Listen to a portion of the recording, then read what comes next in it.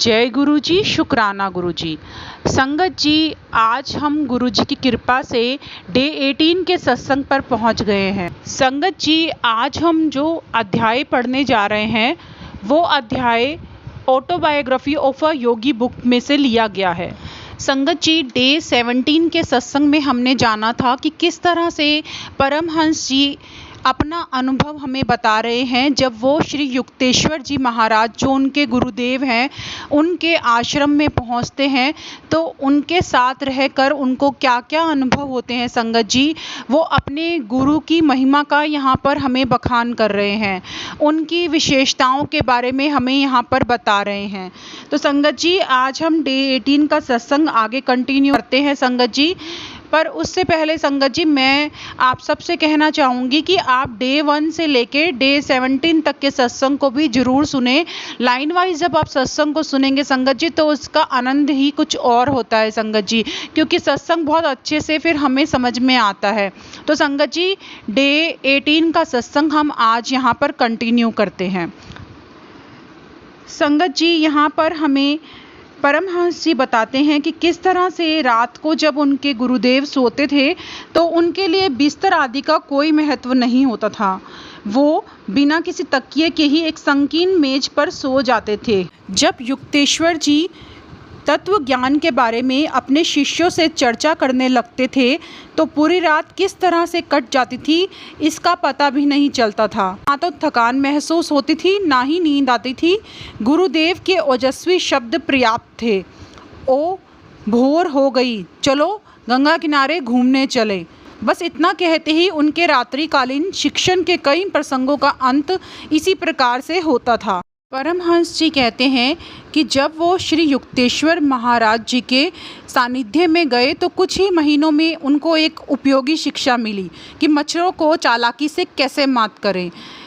वो कहते हैं कि उनके घर में लोग सदा ही मच्छरदानी का उपयोग करते थे, पर ये देखकर वो पूरी तरीके से हैरान थे कि श्री रामपुर आश्रम में इस विवेकपूर्ण प्रथा का पालन उसके उल्लंघन के रूप में होता था, जबकि मच्छरों का वह पूरा साम्राज्य था। सिर से पांव तक मच्छर वहाँ पर उनको काटते थे। गुरुदेव को उन पर दया आ गई। उन्होंने कहा, अपने लिए एक मच्छरदानी खरीद लो और एक मेरे लिए भी। हंसकर उन्होंने आगे कहा, यदि तुम केवल अपने लिए ही लाओगे तो सब मच्छर मुझ पर टूट पड़ेंगे। परमहंस जी ने अपने गुरु की आज्ञा का पालन बहुत कृतज्ञता से किया। जिस रात वो श्री रामपुर में रह जाते गुरुदेव मच्छरदानियाँ लगाने के लिए अवश्य कहते थे। एक रात को जब परमहंस जी वहाँ पर रुके तो मच्छर सेना ने उनको घेर लिया। गुरुदेव सदा की भांति मच्छरदानी लगाने के लिए कहना भूल गए और जब परमहंस जी व्याकुल होकर मच्छरों की भिन भिन सुन रहे थे तो बिस्तर पर लेटकर उन्हें शांत करने के लिए एक प्रार्थना उन्हीं की दिशा में प्रवाहित कर दी गई। आधे घंटे बाद गुरुदेव का ध्यान आकर्षित करने के लिए परमहंस जी ने झूठ मूठ से अपने गुरुदेव की तरफ देखकर खांसा। उन्होंने देखा कि उनके गुरुदेव की तरफ से कोई प्रतिक्रिया नहीं हुई तो वो सतर्कतापूर्वक उनके समीप गए। उनका श्वास नहीं चल रहा था। उन्हें इतने निकट से समाधि अवस्था में देखने का ये उनका पहला अवसर था। इससे वो भयभीत हो उठे। जब परमहंस जी ने ऐसा देखा तो उनको लगा कि जैसे कि उनके गुरु का हार्ट फेल हो गया है। उन्होंने उनकी नाक के नीचे एक आईना रखा और उस पर श्वास की भाप देखी कि वो श्वास की भाप आईने पर आ रही है या नहीं, और पूर्णतः इस बात को सुनिश्चित करने के लिए उन्होंने कई मिनटों तक उनका मुंह और नाक अपनी उंगलियों से बंद करके रखे। उनकी देह ठंडी और निश्चल पड़ गई थी। फिर लोगों को बुलाने के लिए वो दरवाजे की तरफ मुड़े। ऐसे करते ही उनके गुरुदेव का स्वर आया और उन्होंने बहुत हास्य कंपित होकर उनको बोला, हाय मेरी बेचारी नाक, तुम सोते क्यों नहीं हो? क्या तुम्हारे लिए सारी दुनिया बदल जाएगी? अपने आप को बदलो, मच्छरों की चेतना से अपने आप को मुक्त करो। और फिर वो चुपचाप से अपने बिस्तर पर लेट गए। इसके बाद एक भी मच्छर उनके पास नहीं फटका और वो समझ गए कि गुरुदेव केवल उनको खुश करने के लिए मच्छरदानियाँ लाने के लिए सहमत हो गए थे। उन्हें मच्छरों का कोई डर नहीं था। अपनी योग शक्ति से वे उन्हें काटने से रोक सकते थे। यदि वे चाहते तो अपनी आंतरिक ध्यान अवस्था में जा सकते थे, जिसमें मच्छरों का उन्हें पता भी नहीं चलता था। असल में वो उनको दिखा रहे थे कि यह वह योग अवस्था है जिसे प्राप्त करने का प्रयास उनको करना चाहिए। सच्चा योगी समाधि की पराचेतन अवस्था में जा सकता है और उसी अवस्था में रह भी सकता है। फिर परमहंस जी एक और शिक्षा जो उनको मच्छरों से मिली उसके बारे में बताते हैं। वो कहते हैं, एक बार सायंकाल का शांत समय था। उनके गुरुदेव प्राचीन शास्त्रों की अनुपम व्याख्या कर रहे थे। इतने में उनके चरणों में संपूर्ण शांति में वो बैठे हुए थे, तो एक मच्छर उस समय वातावरण में घुस गया और उनका ध्यान अपनी ओर खींचने लगा। उसने जैसे ही अपनी विषैली सुई उनकी जांघ में घुसाई, उनको स्वाभाविक रूप से उनका हाथ प्रतिशोध के लिए ऊपर आया, परंतु उनको पतंजलि के अहिंसा पर सूत्र की समय अनुकूल याद आ गई, निकटवर्ती प्राण दंड स्थगित कर दो। तब उनके गुरुदेव उनको कहते हैं, तुमने अपना काम पूरा क्यों नहीं किया? तो फिर वो अपने गुरुदेव को कहते हैं कि क्या प्राण हरण का समर्थन करना चाहिए? तो उन्होंने कहा नहीं, परंतु अपने मन में तुमने उस पर जानलेवा प्रहार कर ही दिया था। तो परमहंस जी ने कहा, मैं समझा नहीं। गुरुदेव ने कहा, अहिंसा से पतंजलि का तात्पर्य था हिंसा की इच्छा को भी त्याग देना। श्री युक्तेश्वर जी के लिए मेरा मन जैसे खुली किताब था, परमहंस जी कह रहे थे। उनके गुरुदेव ने उनको समझाया कि मनुष्य हानिकारक जीवों का नाश करने के लिए बाध्य हो सकता है, परंतु उनके अनुरूप क्रोध या द्वेष को अनुभव करने के लिए वह बाध्य नहीं है। सभी जीवों का माया जगत की हवा पर समान रूप से अधिकार है। तो उन्होंने अपने गुरुदेव से पूछा, गुरुदेव, क्या हिंसक प्राणी का वध करने के बजाय अपनी बलि दे देनी चाहिए? तो गुरुजी ने कहा, नहीं, मानव देह अमूल्य है। मस्तिष्क और मेरुदंड में स्थित चक्रों के कारण कर्म विकास की दृष्टि से मानव देव सबसे मूल्यवान है। गुरुदेव कहते हैं कि यह सच है कि जब मनुष्य किसी प्राणी या अन्य किसी जीव को मारने पर बाध्य हो जाता है, तब भी उसे थोड़ा पाप तो लगता ही है, परंतु पवित्र शास्त्र कहते हैं मानव शरीर का व्यर्थ में नाश कर्म सिद्धांत के नियमों का गंभीर उल्लंघन है। ये सुनकर परमहंस जी ने राहत की सांस ली। परमहंस जी कहते हैं कि जहाँ तक उनको ज्ञात है, गुरुदेव का कभी भी किसी बाघ या चीते से सामना नहीं हुआ, परंतु एक बार उन्होंने एक विषैले नाग से उनका पाला जरूर पड़ा था। उस नाग को उन्होंने अपने प्रेम से वश में किया था। यह घटना पुरी में हुई थी, जहाँ गुरुदेव का समुद्र तट पर आश्रम था। गुरुदेव के जीवन के उत्तर काल में उनका शिष्य बना प्रफुल्ल नाम का एक लड़का उस समय उनके साथ था। जब सब आश्रम के बाहर बैठे थे, तो प्रफुल्ल ने बताया कि 4 फुट लंबा एक आतंक का मूर्तिमान रूप एक नाग पास ही निकला। क्रोध से उसने फन फैलाए हुए थे और तेजी से वो उनकी ओर ही आ रहा था। गुरुदेव उसे देखकर मुस्कुराए और उन्होंने जैसे कि छोटे बच्चे को मुस्कुराकर अपने पास बुलाते हैं, वैसे व्यवहार किया। प्रफुल्ल कहते हैं कि जब उन्होंने देखा कि गुरुदेव के अत्यंत निकट वो पहुंच गया था, तब वो निश्चल सा हो गया और ऐसा लग रहा था कि उनके प्यार से पुचकारने का ढंग देखकर जैसे कि वो सम्मोहित हो गया हो और उसका भयानक फन धीरे धीरे सिकुड़ गया। नाग गुरुदेव के पांवों के बीच में से होकर झाड़ी में अदृश्य हो गया। गुरुदेव क्यों हाथ हिला रहे थे और नाग ने उनके हिलते हाथों पर फन क्यों नहीं मारा, यह बात उनकी समझ से पूरी तरीके से परे थी। उस घटना से अब उनकी समझ में यह आ गया कि गुरुदेव को किसी प्राणी से कोई भी हानि का भय नहीं है। प्रफुल्ल ने अपनी कहानी यहाँ पर समाप्त की। एक दिन श्री युक्तेश्वर महाराज जी ने परमहंस जी को कहा, तुम बहुत दुबले पतले हो मुकुंद। अपने गुरुदेव की ये बात उनकी दुखती रत पर लग गई।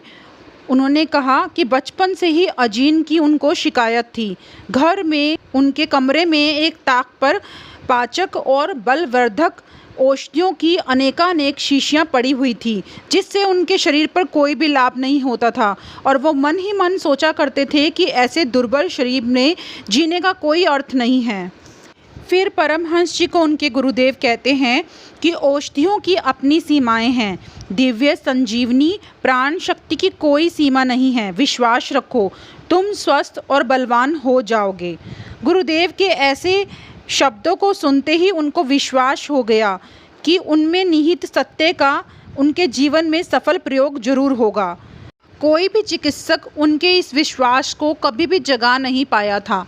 दिन प्रतिदिन उनका स्वास्थ्य अच्छा होने लगा। श्री युक्तेश्वर जी की गुप्त आशीर्वाद से 2 सप्ताहों में ही उनका इच्छित वजन जो उनको चाहिए था उन्हें प्राप्त हो गया, जो तब तक अन्य किसी उपाय से उनको प्राप्त नहीं हुआ था।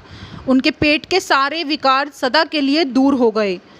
इसके बाद परमहंस जी ने अपने गुरु को दैवी शक्ति द्वारा बहुत सारे लोगों का इलाज करते हुए देखा, उनको बीमारियों से मुक्त करते हुए देखा। ये सौभाग्य उन्हें प्राप्त हुआ था। फिर उनके गुरुदेव एक दिन उनको बताते हैं, उनको स्वस्थ करने के बाद, कि तुम्हारी तरह मुझे भी अपना वज़न बढ़ाने के लिए बहुत ज़्यादा इच्छा थी, और एक बीमारी से उठने के बाद जब उनको स्वास्थ्य लाभ हो ही रहा था कि वाराणसी में लाहड़ी महाशय के दर्शन के लिए वो वहाँ पर चले गए। उन्होंने अपने गुरुदेव से कहा कि गुरुदेव, मैं बहुत बीमार था, मेरा वज़न बहुत कम हो गया है। उनकी ये बात सुनकर युक्तेश्वर जी के गुरुदेव उनको बताते हैं कि पहले तो तुमने अपने आप को अस्वस्थ कर लिया और अब सोचते हो कि तुम दुबले भी हो गए हो। मुझे जिस उत्तर की आशा थी, वो कहते हैं उनसे उत्तर नहीं मिला, और कुछ हटकर ही उन्होंने उत्तर दिया। परंतु गुरुदेव ने उनको हिम्मत दिलाते हुए कहा, मुझे देखने दो, मुझे विश्वास है कि कल तक तुम्हारा स्वास्थ्य बेहतर हो जाएगा। और परमहंस जी के गुरु श्री युक्तेश्वर जी ने अपने गुरु की बात मान ली, और उनके श्रद्धालु मन में ये बात पूरी तरीके से घर कर गई कि वो गुप्त रूप से उन्हें स्वस्थ करने वाले हैं। दूसरे ही दिन प्रातःकाल जब वो उनके पास पहुंच गए और उल्लास के साथ उन्होंने कहा, गुरुदेव, आज मुझे कल की अपेक्षा बहुत ज़्यादा अच्छा लग रहा है। तो उनके गुरु ने कहा कि तुमने सचमुच अपने आप को शक्ति से भर लिया है। तो उन्होंने कहा, नहीं गुरुदेव, ये आप हैं जिन्होंने मुझे स्वस्थ कर दिया है। कई सप्ताहों में आज पहली बार मैं अपने आप में कुछ शक्ति अनुभव कर रहा हूँ। तो फिर उनके गुरु कहते हैं, हाँ, तुम्हारी बीमारी भी कुछ गंभीर थी, तुम्हारा शरीर अभी भी काफ़ी दुर्बल है, कौन कह सकता है कि ये कल कैसा रहेगा। जब वो अपने गुरुदेव की ऐसी बात सुनते हैं तो उनके मन में दुर्बलता के लौट आने की संभावना का विचार आने से ही उनको बहुत ज़्यादा भय महसूस होता है। तो वो कहते हैं, दूसरे ही दिन सुबह जब वो मुश्किल से अपने आप को लाहड़ी महाशय के घर तक घसीट कर ले गए, तब उनके गुरुदेव को उन्होंने कहा, मैं फिर बीमार हो गया। उनके गुरु की आंखों में जैसे शरारत हो आई थी। तो फिर एक बार तुमने अपने आप को बीमार कर लिया। अब उनका धैर्य समाप्त हो गया। उन्होंने कहा, गुरुदेव, अब मैं समझ गया हूँ कि दिन प्रतिदिन आप केवल मेरा परिहास कर रहे हो। मेरी समझ में नहीं आता कि मेरी सच्ची बातों को आपको विश्वास क्यों नहीं होता। सचमुच वे केवल तुम्हारे विचार ही हैं जिन्होंने तुम्हें बार बार दुर्बल और अस्वस्थ बनाया हुआ है। उनके गुरु ने उनको प्रेम से निहार कर बोला और कहा कि देख लिया कैसे तुम्हारा स्वास्थ्य तुम्हारी अवचेतन प्रत्याशाओं के अनुसार बदलता रहता है। विचार भी विद्युत शक्ति या गुरुत्वाकर्षण शक्ति के समान एक शक्ति है। मानव मन ईश्वर के सर्वशक्तिमान चैतन्य का एक स्फुलिंग है। मैं तुम्हें दिखा सकता हूँ कि तुम्हारा शक्तिशाली मन किसी भी बात में अगर विश्वास रखेगा तो वो तत्क्षण घटित होकर रहेगा। युक्तेश्वर जी को पता था कि लाहड़ी महाशय जी कभी भी व्यर्थ की बातें नहीं करते। तो उन्होंने अपने गुरुदेव से कहा, यदि मैं सोचूं कि मैं स्वस्थ हूँ और मेरा वजन पूर्ववत हो गया है तो क्या ऐसा हो जाएगा। उनके गुरुदेव ने उनकी आंखों में देखा और गंभीरता से कहा, इसी क्षण भी ऐसा ही है। और तत्क्षण ही जैसे उनको लगा कि उनकी शक्ति में बल्कि उनके वजन में भी वृद्धि हो गई है। लाहड़ी महाशय पुनः अपने मौन में चले गए और उनके चरणों में कुछ घंटे बैठने के बाद वो अपनी माँ के घर लौट गए जहाँ काशी जाने पर वो रुकते थे। वहाँ पर पहुँचने के बाद उनकी माता ने उनको कहा कि क्या तुम्हारे जलशोथ की बीमारी से तुम्हारा शरीर फूल रहा है, तुम्हें क्या हो गया है।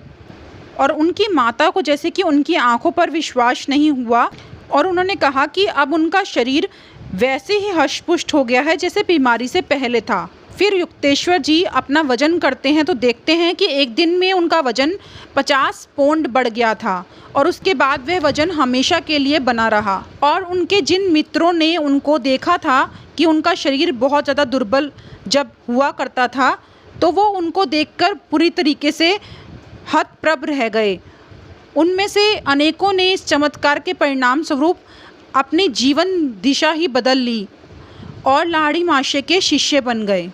अंत में श्री युक्तेश्वर जी ने कहा, संपूर्ण सृष्टि विधि नियम के अधीन है।